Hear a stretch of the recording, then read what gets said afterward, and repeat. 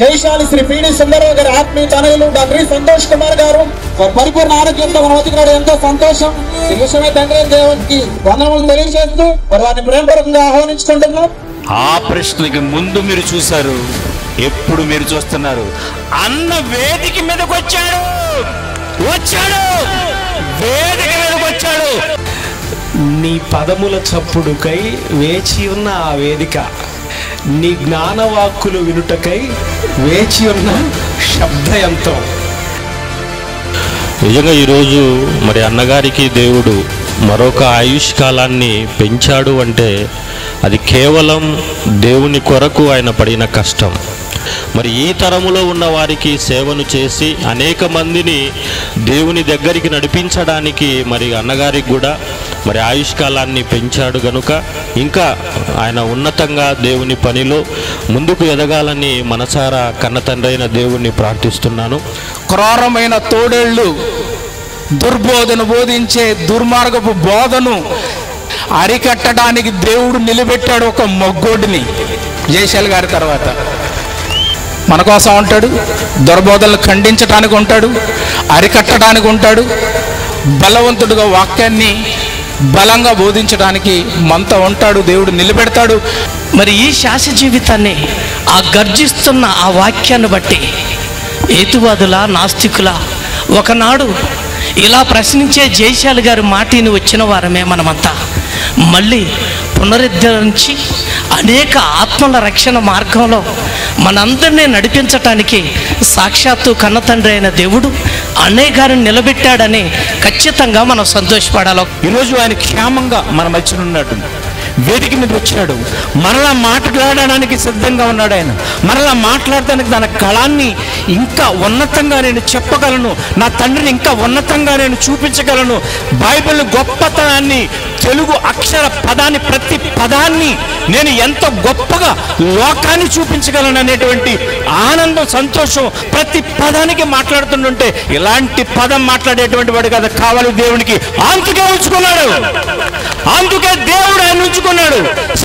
సజీవుడే కదా ఆయన స్తుతించేది. అలా స్తుతించేటువంటి వాడు దేవుని పక్షాన వచ్చి ఈ వాక్యాన్ని జైశాలి గారు ఎలాగైతే మత ఛాందసవాద గుండెలలో ఎలాగైతే అబద్ధం, బైబిల్ అబద్ధం అనేటువంటి దానిని గొప్పగా చెప్పి జైశాలిగా నిలబడి ఈ రోజు జైశాలిని చెప్పుకునేటువంటి వారుగా అలాగే సింహగర్జన చేయడానికి సిద్ధపరిచాడు దేవుడు. పిల్లరా, ఆయన చూపించిన బాట ఎంతో మందికి ఆదర్శప్రాయం. ఏ చిన్న సేవకుడైనా కష్టపడి సేవ చేస్తున్నాడంటే మీరు కళాశాల తీసుకొని దాన్ని చక్కగా డెవలప్ చేసుకోండి అని వెన్నుతట్టి వెనకుండి ప్రోత్సహించేవాళ్ళు ఆయన మొట్టమొదటి వాడిగా ఉంటాడండి. ప్రతి ప్రాంతాన్ని అభివృద్ధి పరచాలనే ఆలోచన దృక్పథం. ఈ యూనివర్సిటీ బోధనను, మన తండ్రి గారి ఆశయాలను ఎప్పుడు కూడా మనం స్ఫూర్తిదాయకంగా తీసుకొని తరతరాలకు నిలబెట్టాలన్న ఆకాంక్ష, అలాంటి కోరిక కలిగిన వాళ్ళు మొట్టమొదటి ప్లేసులో అన్నయ్య ఉంటారండి. తన సేవా జీవితం మీ అందరికీ తెలిసిందే, మనందరము సాక్షులమే. దేవుని కొరకు ఎంత నిస్వార్థంగా పని చేస్తాడు అన్న సంగతి.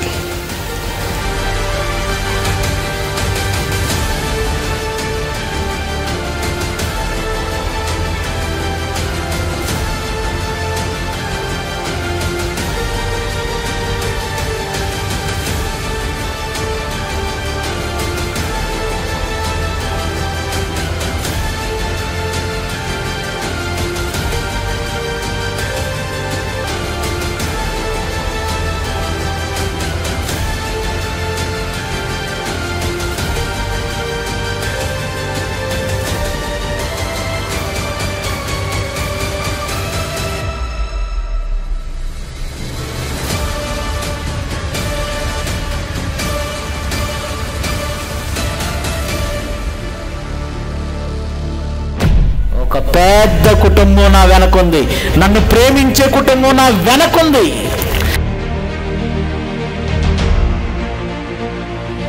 నాకు ఆపరేషను, నాకు బాగోలేదు, నేను చావులోకి వెళతాను, చనిపోవచ్చు అనగానే ఒకటి కాదు, రెండు కాదు, 3 రోజుల్లో 13,80,000 సంఘం నన్ను ప్రేమించిన విధానం.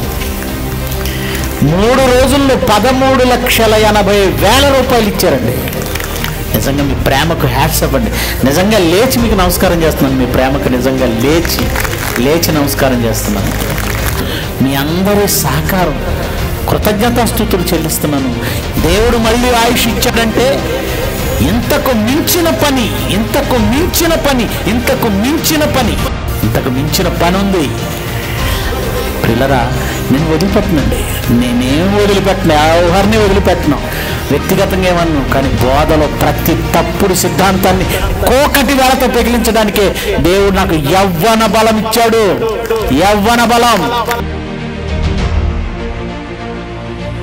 2 నెలలు అయింది. 2 నెలలకే వాయిస్ లేస్తుంది. ఇంకో 3 నెలలు ఆగితే వాయిస్ ఎలా ఉంటుందో మీరే ఊహించుకోండి. మీ బాధ్యత ఏంటో తెలుసా? బైబిల్ మీరు పట్టండి. ఒక ప్రశ్న వస్తే ఈ అన్న చెప్తాడా, అన్న చెప్తాడా వెతకండి. మీరు ఎదగండి, బైబిల్ పరిశోధించండి. రివ్వును ఎగిరే 2వ యవ్వనం. అది 40 ఏళ్ల కాలంలో పక్షిరాజుకు వచ్చింది, నాకు వచ్చింది.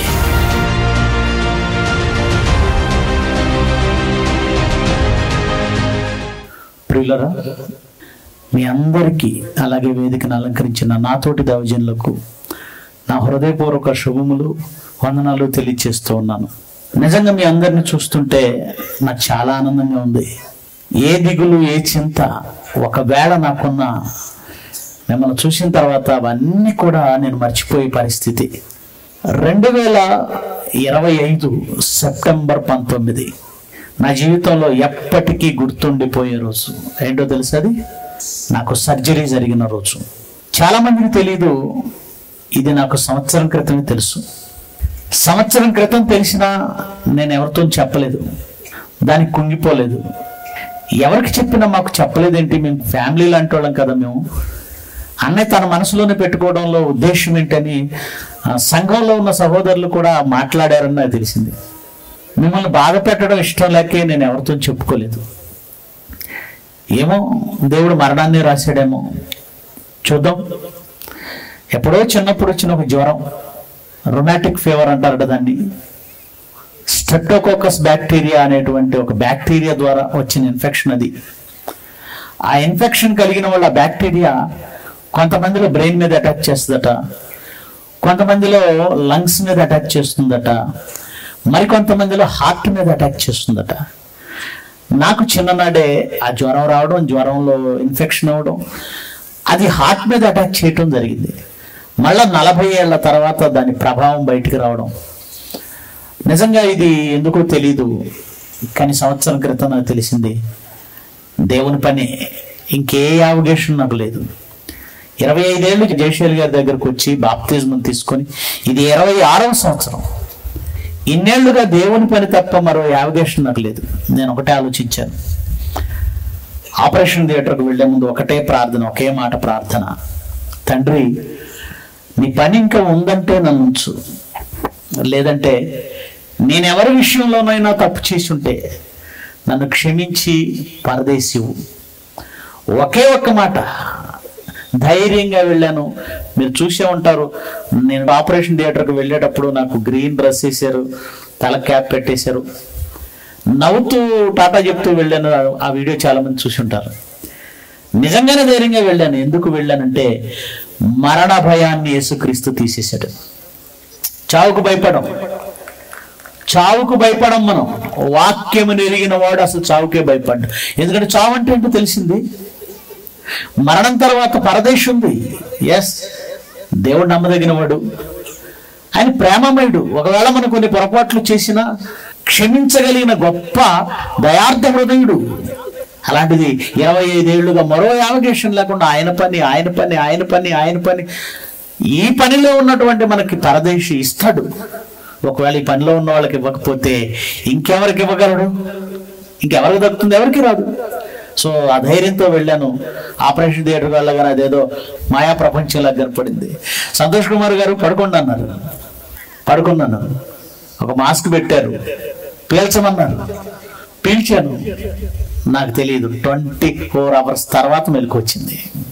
ఆపరేషన్ చేశారు. చాలా పెద్ద ఆపరేషన్ అంటే మినిమల్ యాక్సెస్ అంటారు దాన్ని. ఓపెన్ హార్ట్ సర్జరీ కానీ మినిమల్ యాక్సెస్.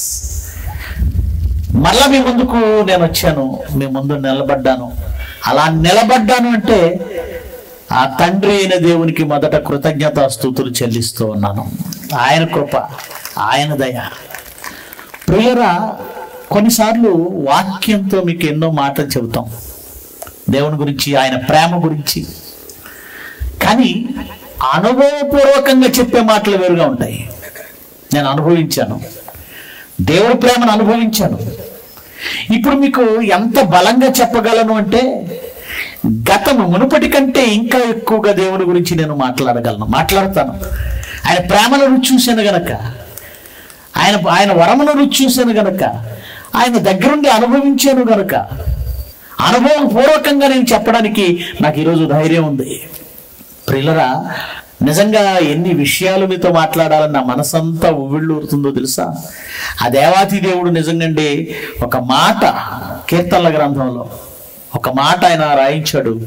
20వ అధ్యాయము కీర్తనల గ్రంథము 20వ అధ్యాయము మొదటి వచనం నుంచి చదువుదాం. మొదటి వచనం నుంచి. ఆపదకాలమందు యెహోవా నీకు ఉత్తరమిచ్చునుగాక. భక్తులు గుర్తుపెట్టుకోండి, మీరు ఏ విషయంలోనూ భయపడకండి, ధైర్యంగా ఉండండి, ఎందుకంటే దేవుడు మనతో ఉన్నాడు. యాకోబు దేవుని నామము నిన్ను ఉద్ధరిస్తుంది, పరిశుద్ధ స్థలములో నుండి ఆయన సహాయం చేస్తాడు. సియోనులో నుండి నిన్ను ఆదుకొనును. జాగ్రత్తగా వినాలి. పరిశుద్ధ స్థలంలో నుండి ఆయన ఆపత్కాలమందు మీకు సహాయం చేస్తాడట. యెహోవా ఆదుకుంటాడట. ఎక్కడి నుంచి, ఎలా ఆదుకుంటాడు? సహాయం ఎక్కడి నుంచి వస్తుంది అంటే, పరిశుద్ధ స్థలం నుండి యెహోవా నిన్ను ఆదుకొనును గాక. సహాయం పరిశుద్ధ స్థలం నుంచి సహాయం చేస్తాడట. సియోనులో నుండి నిన్ను ఆదుకుంటాడు. పరిశుద్ధ స్థలం అనగా నా చిన్నప్పుడు ఒక ప్రసంగం విన్నానండి. ఆ ప్రసంగంలో ఏం చెప్పారంటే, మా ఊరికి వచ్చి మరీ చెప్పారు. కష్టాల్లో ఉన్నాడట ఒక ఆయన, ప్రార్థన చేస్తున్నాడట. రాత్రంతా ప్రార్థన చేసి తెల్లవారేసరికి ఇంటి బయటకు వచ్చేసరికి 2 మూటలు ఉన్నాయట. ఆ 2 మూటలు ఏంటని విప్పి చూస్తే 5 రూపాయల నోట్లు, 10 రూపాయల నోట్లు ఉన్నాయట. ఆ రోజుల్లో 5, 10 ఎక్కువలేండి నా చిన్నప్పుడు. ఇప్పుడు కాదు, 30, 35 ఏళ్ల క్రితం 5, 10 నోట్లు 2 మూటలు ఉన్నాయట. అది పైనుంచి దేవుడు నాకు సహాయం, పైనుండి సహాయం. నో, ఒక ఆయనకట కళ్ళ ముందు బంగారం ఇచ్చాడంట, మూట వేసాడట. పేదవాడు బాధల్లో ఉన్నాడు, అప్పుల్లో ఉన్నాడని ఒక బంగారపు మూట వేశాడట. దాని దగ్గరికి రాగానే అంటే దేవుడు ఉద్దేశం ఉన్నాడు, ఆ బంగారం మూట తీసుకుని వాడు అప్పులు తీర్చుకొని బాగుపడతాడని. కానీ వాడి దగ్గరికి రాగానే కళ్ళు మూసుకొని నేను నడవగలనో లేదు అని ఆలోచించాడట. ఈ రోడ్డు మీద నేను కళ్ళు మూసుకొని నడుస్తాను లేదు అని ఆలోచన వచ్చిందట. సరిగ్గా మూట దగ్గరికి వచ్చేసరికి కళ్ళు మూసుకొని దాన్ని నడిచాడట, దాన్ని దాటేశాడట.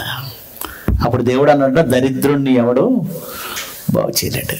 ఇలాంటి కథలు మనం విన్నామేమో, ఈ వాక్యం మనకు అలాగే అర్థమైంది.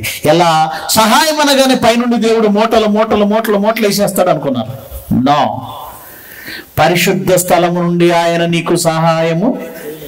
పరిశుద్ధ స్థలం అంటే పరలోకం పరిశుద్ధ స్థలమే.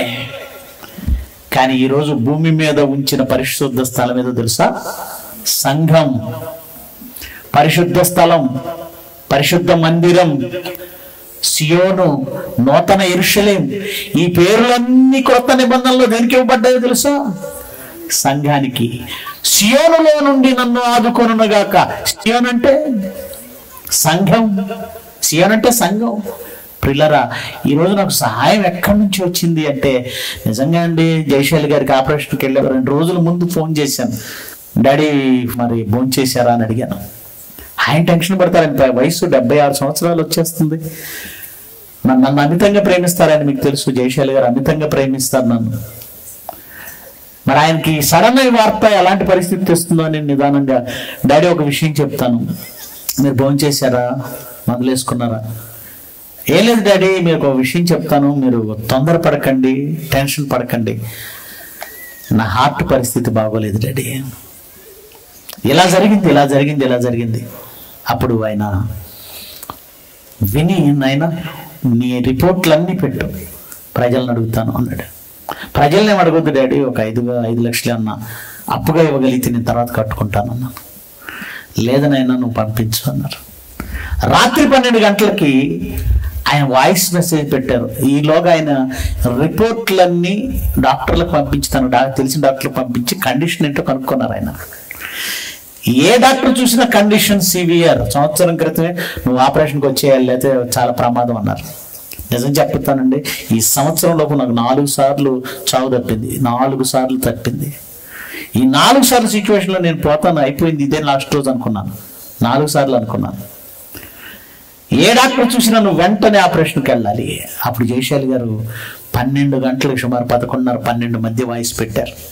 ప్రియులరా, ఆయన నన్ను ప్రేమించారన్నది నిజం, దేవుడు ప్రేమించారన్నది నిజం, అది నాకు తెలుసు. కానీ నేను కనిపెట్టలేని మరొక విషయం ఏంటో తెలుసా? సంఘం నన్ను ప్రేమించిన విధానం. 3 రోజుల్లో 13,80,000 రూపాయలు ఇచ్చారండి. నాకు ఆపరేషను, నాకు బాగోలేదు, నేను చావులోకి వెళతాను, చనిపోవచ్చు అనగానే 1 కాదు 2 కాదు 3 రోజుల్లో 13,80,000. నిజంగా అండి నాకు దిగులుండేది. చంద్రబాబు గారు చెప్పారు అప్పుల్లో ఉన్నాడు, బాధల్లో ఉన్నాడు, నిజమే. కానీ ఎప్పుడైతే సంఘం నన్ను ఎంత ప్రేమిస్తుంది అని నాకు అర్థమైపోయిందో ఆ దిగులంతా పక్కకి వెళ్ళిపోయిందండి. ఆ దిగులంతా పక్కకి వెళ్ళిపోయింది. మనసు తేలికైంది, హృదయం తేలికైంది, చాలా తేలికగా ఉన్నాను. బాధ అంతా పోయినట్టు అయిపోయింది. అప్పులు ఉన్నాయి, అప్పులేం పోలేదు, కానీ మనసులో దిగులు లేదు.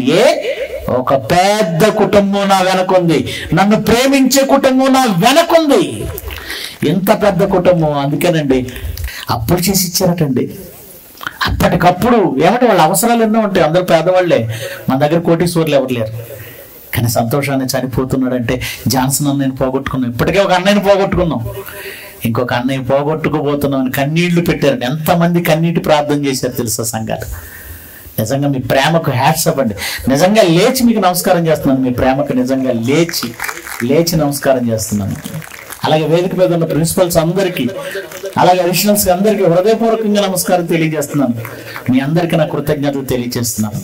ప్రియులారా, మరి ఇంతకంటే ఎలా ఎక్స్ప్రెస్ చేయాలో నాకు అర్థం కాలేదు, ఇంతకంటే ఎలా చెప్పాలో నాకు అర్థం కాలేదు. మరి ఈ ఆనందాన్ని మీతో పంచుకోవాలని నేను ఆశపడ్డాను. ఇప్పటి వరకు మరి అడిషనల్స్ మాట్లాడినవి శ్రద్ధగా విన్నాను, ప్రిన్సిపల్స్ మాట్లాడినవి శ్రద్ధగా విన్నాను, అందరితో మాట్లాడించాలనుకున్నాను కానీ సమయం సరిపోలేదు.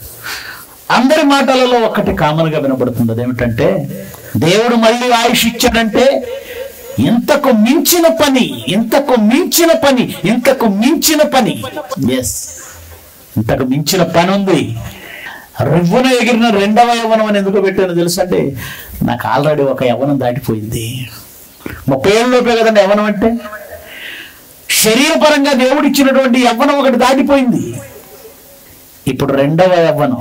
ఈ 2వ యవ్వనం ఏంటంటే మీకు కన్ఫ్యూజ్ అవ్వచ్చు. మనం రోజు చూసేటువంటి పక్షుల్లో ఈగిల్, గ్రద్ద, పక్షిరాజు అంటాం మనం. పక్షిరాజు ఇదంటే 70 ఏళ్ళు బ్రతుకుతుందండి. ఎన్ని సంవత్సరాలు? 70 ఏళ్ళు ఆయుష్కాలం దేవుని వలన అది పొందిన 40 ఏళ్ళప్పుడు దానికంటే మృత్యు వస్తుంది. 40 ఏళ్ళకే మృత్యు వస్తుంది. వెంట్రుకలన్నీ భారీ అంటే ఏకలన్నీ బాగా భారీగా పెరిగిపోతాయి, గోళ్ళన్నీ పెరిగి వంకరలు తిరుగుతాయి, ముక్కు బాగా పెరిగి వంకర తిరుగుతుంది. అది వేటాడాలంటే శరీరం తేలిగ్గా ఉండాలి, కానీ ఏకలు పెరిగిపోవటం వల్ల బరువు ఎక్కుతుంది, ఎగరలేదు. అది వేటను వేగంగా పట్టుకోవాలంటే గోళ్ళు ఉండాలి, షార్ప్గా ఉండాలి, కానీ అవి పెరిగిపోయి వంగిపోయాయి. వేగంగా పొడవాలి అని అంటే ఇదిగో ఈ ముక్కు షార్ప్గా ఉండాలి, కానీ ఇది పెరిగిపోయి వంగిపోయింది. ఇలాంటి టైంలో అది వేటాడలేదు. దానికి ఒకటే శరణ్యం, చావు. కానీ అప్పుడు అది చావడానికి ఇష్టపడదంటే దానికి మరొక ఆప్షన్ దేవుడిచ్చాడు. మెల్లగా నడుచుకుంటూ ఎగరలేకపోయినా ఎత్తైన ఒక కొండ మీదకి వెళ్ళిపోతుంది, రాళ్ల మధ్యకి వెళుతుంది. వెళ్ళి ఈ గోల్డ్ ఉన్నాయి చూసారా, వృద్ధాప్యంలోకి వచ్చి పెరిగిపోయిన ఈ గోల్డ్, వాటిని రాళ్లకేసి గట్టిగా రుద్దేస్తుందండి. రక్తం వచ్చి ఆగదు, ఆ గోల్డ్ ఊడిపోయేంత వరకు రుద్దుతూనే ఉంటుంది. ఆ తర్వాత ముక్కు, ఈ ముక్కు వంగిపోయింది కదా, వేటాడడానికి వీల్లేదు కదా, ఈ ముక్కును రాతికేసి కొట్టి కొట్టి కొట్టి ఎంత పెయిన్, ఎంత బాధ, ఎంత నొప్పి, ఎంత రక్తం కారుతున్నా కొట్టి కొట్టి కొట్టి ముక్కు ఊడిపోయినంత వరకు. నా చేతులకున్న గోల్డ్ ఎవడైనా కడింగ్లతో బీకాడు అనుకోండి, అప్పుడు తెలుస్తుంది మనకి ఆ బాధ. అలాంటి ఈ ముక్కు ఊడిపోయినంత వరకు అదే కొట్టుకుంటుంది, చూసారా? అలా ముక్కు ఊడిపోయింది. ఇప్పుడు అదేం చేస్తుందంటే ఆ ఊడిపోయిన గోళ్ళు, ఆ ఊడిపోయిన ముక్కు స్థానంలో కొత్త ముక్కు వచ్చేంత వరకు ఆహారం లేదు, ఏం లేదు, అలా వెయిట్ చేస్తుంది.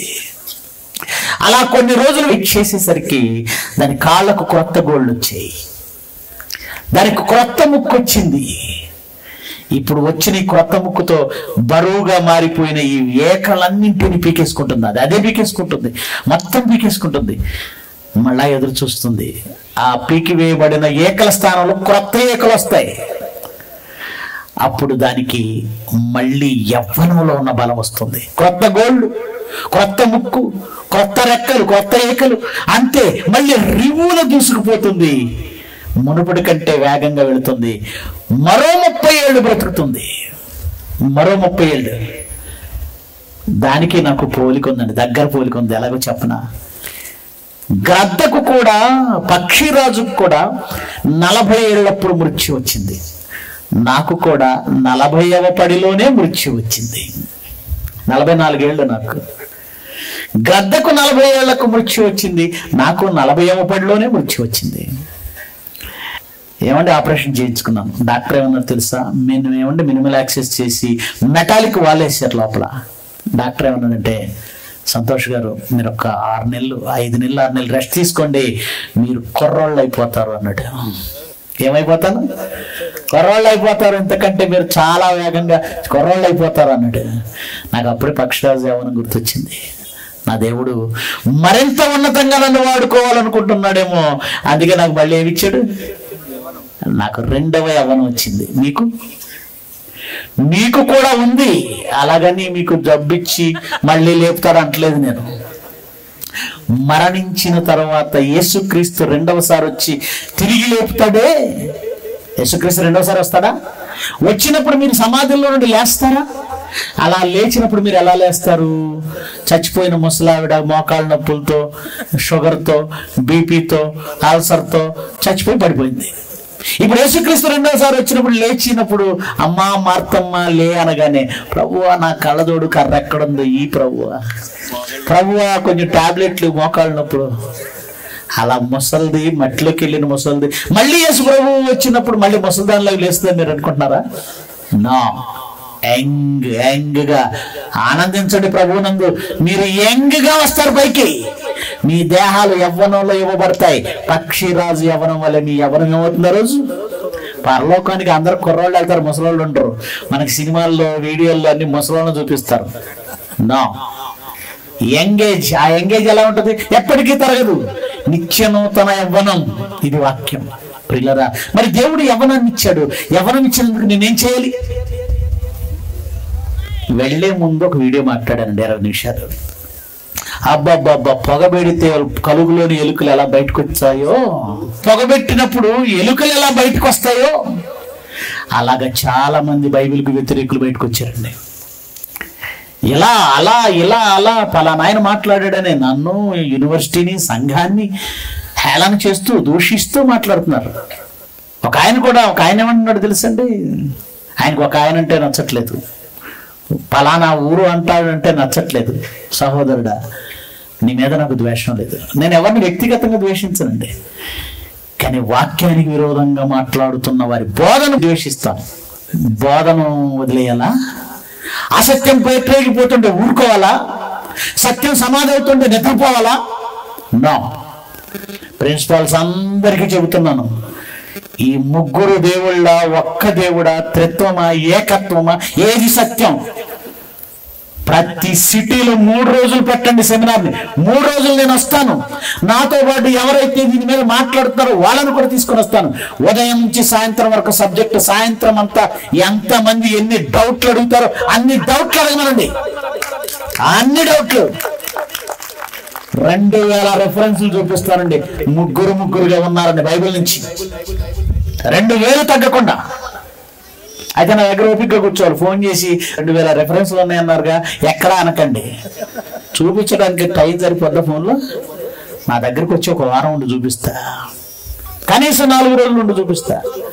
పిల్లరా, నేను వదిలిపెట్టనండి, నేనేం వదిలిపెట్టను, ఎవరిని వదిలిపెట్టను, వ్యక్తిగతంగా ఏమన్నాను. కానీ బోధలో ప్రతి తప్పుడు సిద్ధాంతాన్ని కోకటి వేళతో పెగిలించడానికే దేవుడు నాకు యవ్వన బలం ఇచ్చాడు. యవ్వన బలం. 2 నెలలు అయింది, 2 నెలలకే వాయిస్ వేస్తుంది. ఇంకో 3 నెలలు అయితే ఈ వాయిస్ ఎలా ఉంటుందో మీరే ఊహించుకోండి. కనుక ప్రియులారా, చాలా సంతోషం. వ్యక్తిగతంగా ఎవరిని ద్వేషించొద్దు, కానీ సత్యం కోసం నిలబడదాం. సత్యం కోసం నిలబడదాం. ప్రిన్సిపల్స్ అంతా మీ ఏరియాలో 3 రోజులు సెమినార్ పెట్టండి సత్యం కోసం. ఏది నిజం చెప్పాలి మనం. ఒకనాడు స్వస్థతలు అనేదాన్ని ప్రపంచ క్రైస్తవ్యం అంతా అంగీకరించిన రోజున స్వస్థత వరములు లేవని BOUI 10 ఏళ్ళు పోరాటం చేసింది. ఆ పోరాట ఫలితమే ఈరోజు చాలా మంది వరాలనే మాట వదిలేసి చక్కగా బోధలోకి వస్తున్నారు, పరిశోధనకు వస్తున్నారు. అంటే మనం పోరాడితేనే అవుతుందా? ఎస్, త్రిత్వమ ఏకత్వమ ముగ్గురా లేదంటే ఒక్కడేనా? ఈ బోధకు తెరపడాలంటే మనం 1 రోజు 2 రోజులు చెప్తే సరిపోదండి. 10 ఏళ్ళైనా కష్టపడాలి, 10 ఏళ్ళైనా శ్రమ పడాలి. అప్పుడు వాళ్ళ సత్యంలోకి తీసుకురాగలం. వాళ్ళ దృక్పథం మారుతుంది, వాళ్ళ పర్సెప్షన్ మారుతుంది. అలా మారాలంటే మీరు అవిశ్రాంతంగా పనిచేయండి. మీకు పిచ్చి పట్టింది చాలా మందికి. అన్న ఈరోజు చెప్పిన ప్రసంగం రేపు చెప్పకూడదు. సరే చెప్పను, నేను రోజుకో పాఠం కాదు 2 పాఠాలని కొత్తగా చెప్తాను. కానీ మరి పాఠం మీకు ఇంకా రాలేదు. ఎందుకు రాలేదన్నానంటే, అన్న మీరు తొందరగా కోలుకోవాలి, ఈ వెధవలను వాళ్ళు ముగించాలని నాకు కామెంట్లు పెడుతున్నారండి.